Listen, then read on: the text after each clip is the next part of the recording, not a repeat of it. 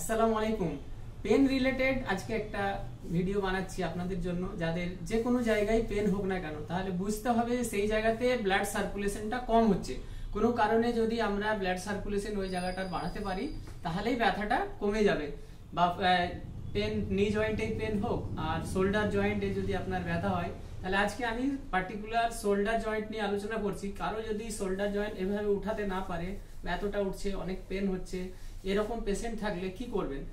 আপনাকে আমি কয়েকটা এক্সারসাইজ দেখাচ্ছি, সেটা করবেন। সেই এক্সারসাইজের মাধ্যমে যদি না হয়, তাহলে আমাদের এখানে এসে অনেক রকমের থেরাপি আছে, 2-1 দিন থেরাপি দিলেই ওটা ঠিক হয়ে যাবে।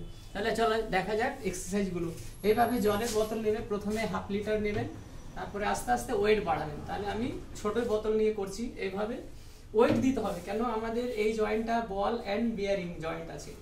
সেই দুটো জয়েন্ট একসাথে অনেক সময় চিপকে গেলে সেই জন্য ওটা গ্রিজের কাজটা করছে না, ওটা উঠছে না, আটকে যাচ্ছে। তাহলে আমাদের ওটাকে গ্যাপ দিতে হবে। গ্যাপ দিলে কি করতে হবে? আমাকে ওয়েট দিতে হবে। এখানে ওয়েট দিলে এই আপনার জয়েন্টটা একটু গ্যাপ হবে, তখন আস্তে আস্তে আপনার ব্যথাটা কমে যাবে। তাহলে এখানে আমি জলের বোতল নিলাম, জল ভরলাম, জল ভরে এইভাবে এক্সারসাইজ করতে হবে ওয়েট দিয়ে।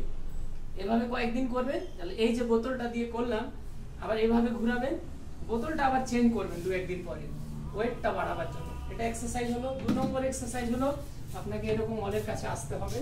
এসে এরকম করে আপনাকে হাতটা যতটা যায় তুলবেন, তুলে এরকম পুরো ওয়েট দিবেন বডির।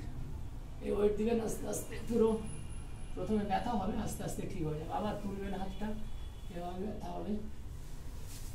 এভাবে শক্ত জায়গায় কিছু ধরবেন, রড ফড লোহার, এভাবে এভাবে ধরে আপনি এভাবে টানা দিবেন, এভাবে টানা দিবেন।